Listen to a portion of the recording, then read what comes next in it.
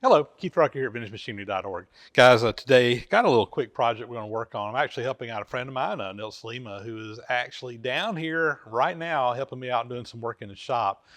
He's been here before, helped do some electrical work, and I got some control wiring and things I've been meaning to get to, and that is his specialty. So he actually was kind enough to come spend a couple of days out here and checking some items off my list of some things I've been needing to get done. So greatly appreciated. And we'll probably give you an update on some of that, either maybe in this video or another one, but got some neat things going on. But back to the project for the day. He brought along with him a vise he picked up. This is a Prentiss vise, a Bulldog vise that he found in a junk sale, junk store, whatever. And unfortunately, it's seen its better days. It has been abused. It looks like, surprisingly, the vise part doesn't look like it's had all that much use, but someone has really come in here and done a lot of pounding and hammering on this back step back here. It looks like they've used it more as an anvil than a vise. And it's been repaired before. It looks like someone had just totally broken the whole top of this thing off. Looks like somebody welded this back together. The repair looks pretty good. It feels solid. It's not the prettiest repair I've ever seen, but I think it'll work fine. But what he's got is up here on the top, there's a crack right here where, again, they were hammering on it. And what he wants me to do is see if I can braze that up and see if we can make it a little bit more sound, a little bit more stable, and make it look a little bit nicer as well. So that's the project. We're going to braze that up today. Just a closer up look at it here. You can see the crack. You can see it goes all the way through and goes, it looks like it goes up and maybe cuts over a little bit. I think what we'll do is we'll get in here with a grinder, V that all out real good, and then just basically fill it in with braze. And again, you can see where that has been welded up down there. It looks to me like, I haven't put a wire wheel on it yet, but I think that this was done with nickel rod arc welding. I think that may be bronze underneath it. We'll hit it with a wire wheel and see, but I think that's nickel. So, but we're going to use bronze, and we're gonna braze it. Let's get over there and get started on it. So I think I'm going to start with the wire wheel. I just want to kind of get this cleaned up a little bit, get the rust off of this.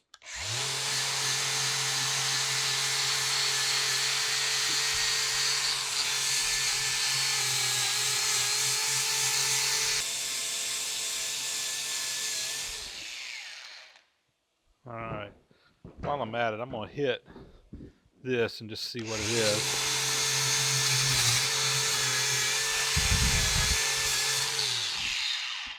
That is not bronze, so I'm assuming that was some type of welding.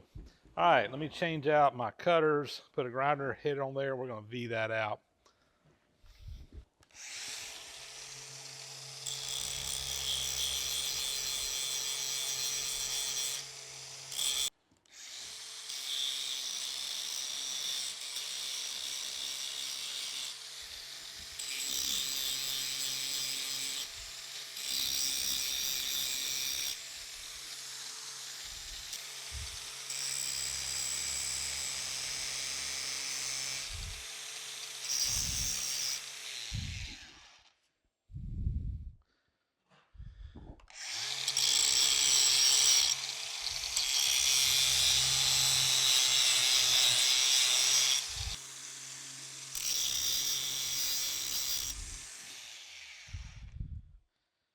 You can see that crack kind of goes up and it branches off. It turned into kind of a Y shape.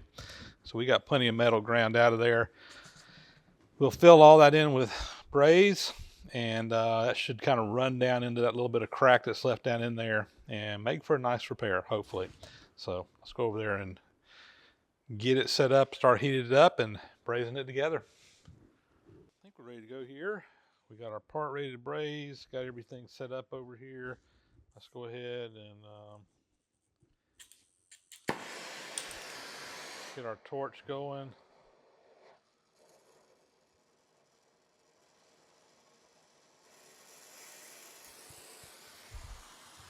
And we're going to start by putting some heat in here. I talk about brazing a lot whenever I'm doing this, and we're just going to kind of go over a few little things to keep in mind when brazing. First off, preheat. The ideal thing to do would be to put this whole vise in an oven and just heat up the whole casting. We don't really just get a localized area heated up. We want to get the whole part heated up. That's going to make the expansion and contractions going on here more even. It won't put as many stresses in there. I don't have an oven in the shop big enough to put this in, so we're just going to take some time with the torch and heat the whole thing up. I like to get it maybe about 500 degrees, 400 or 500 degrees altogether. Then we can come in here and focus our heat and start brazing right there. But we're going to just take some time, slowly heat it up here with the torch. Other things I'm going to go ahead and mention right now is I get asked all the time, brazing versus welding. On cast iron, I am personally not a big fan of welding. I'm not saying it can't be done. This part here, it was welded. You get someone that is good at it, and they can do a good job welding cast iron. Cast iron is not like steel. It does not weld as easy as steel, and you have to be very careful when welding it. And even when welding cast iron, you're going to use a dissimilar material. Usually they use nickel to fill that in there. So you're not welding cast iron with cast iron. You're welding a dissimilar material. And that's just the nature of cast iron. It does not weld really well. And the other thing I don't really like about welding is with welding, you're typically melting your base material and adding more base material in there, letting it all bond together. With cast iron, because of the way it's made, it's the structure of the iron. If you come in here and melt a little area right there, you actually change the crystalline structure of the iron in that area where you remelted it at. And typically what happens when you do that, if it's not done just absolutely perfectly, is that you're going to have a very brittle area right there where you welded. And in many cases, your weld is actually weaker than the material. The nice thing about brazing is we're not melting the material. We're getting it up to red hot. We're putting the bronze in there. The bronze molecularly bonds to the iron, and it creates a very strong joint. In my experience, if you've got something that's been brazed together on cast iron, and it's been done properly and it's been done well, that braze joint is as strong, if not stronger, than the cast iron itself. Usually, when I see an old repair job that was brazed, it's held the test of time. And very often when I see a part that has maybe a weak area that's prone to breaking, and it's been brazed together and then it gets broken again, very often the second break is actually along the cast iron and not along the brazed joint like you would think. So brazing is a good option. I think a lot of people kind of look down upon it. They frown upon it for whatever reason, but for cast iron repairs, brazing is my go-to method. It's what I like best. Again, I'm not saying you can't weld it.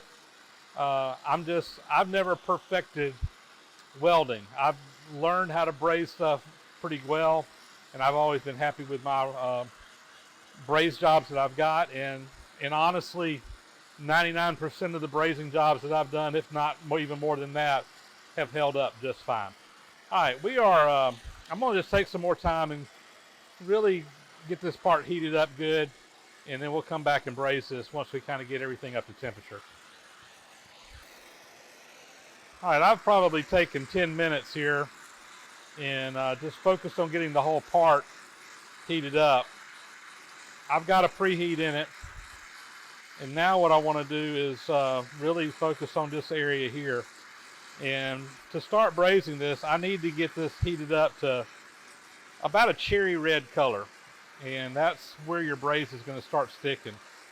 So we're just going to continue putting some more heat in here, and once we get up to temperature, we'll bring you back and start laying some bronze in there to braze it together.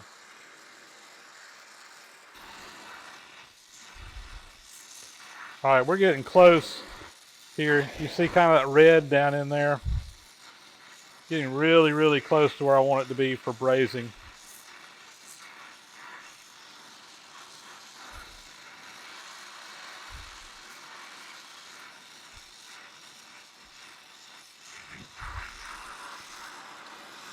And I'm gonna come in here and introduce some brazing rod. This has got flux already on it, and we're just gonna kind of start putting some down in there and see if it'll kind of flow.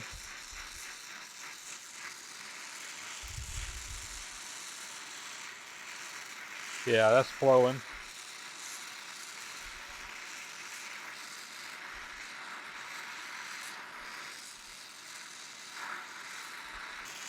I'm just trying to lay it down in there.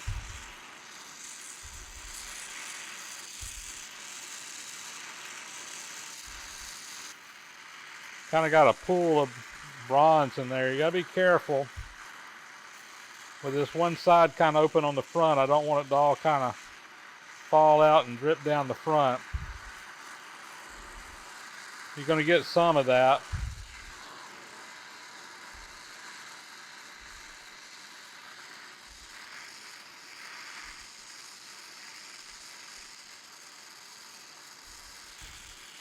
Just kind of filling it in a little bit at a time.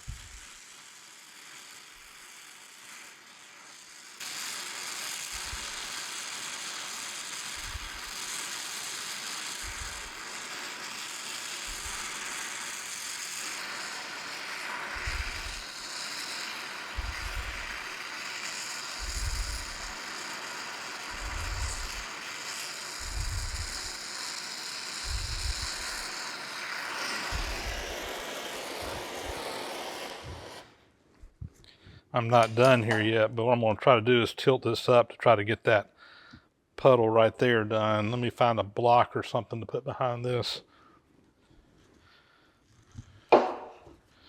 Actually, I think that's going to work right there.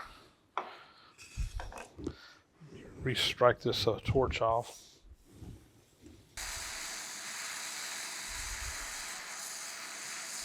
All right, we got it back up to a puddle here.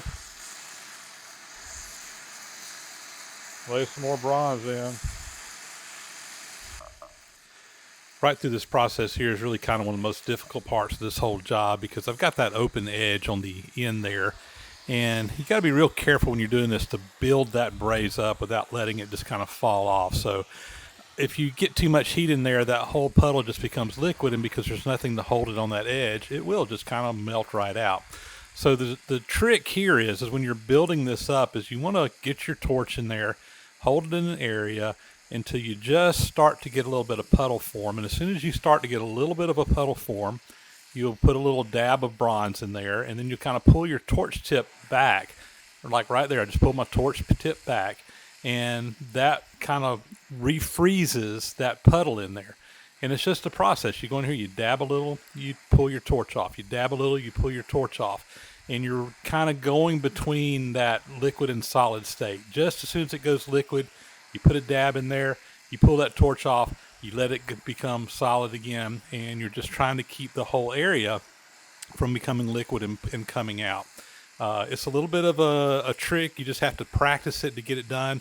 It's one of those things when you're learning how to braze, you probably need to try doing some build-up areas and just get some practice with it, because when a job like this comes along, it really comes in handy.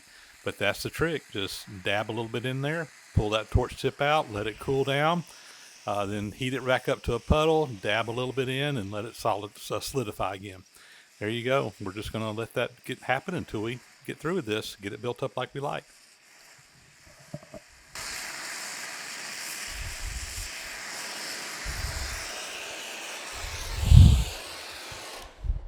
All right, I think we've got it here. It's always a challenge building up that corner there where you don't have anything to kind of contain everything, but I think that's going to be good. We're above grade, so we can come in there and kind of grind that out to make it look nice. All we've got left to do now is let this thing cool off, and what I'm going to do is we're just going to kind of wrap this thing up in a welder's blanket. And what I want it to do is I want it to cool off nice and slow, and what that does is it helps prevent any stresses from building up inside of this thing. Where you often fail in a brazing job is you heat it up, and when it cools down it starts contracting, and you get a crack. So if you cool down slow, it minimizes that. We're just gonna let that sit for several hours and we'll pull her out and check her out.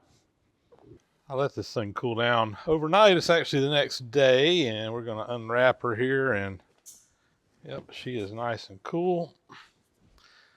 And we can see the braze job there. So I'm gonna get a flap wheel and just kind of knock all that off and see what she looks like. So I've just got a regular sandpaper flap wheel on here, and we'll come in here and knock that off and kind of level it all out.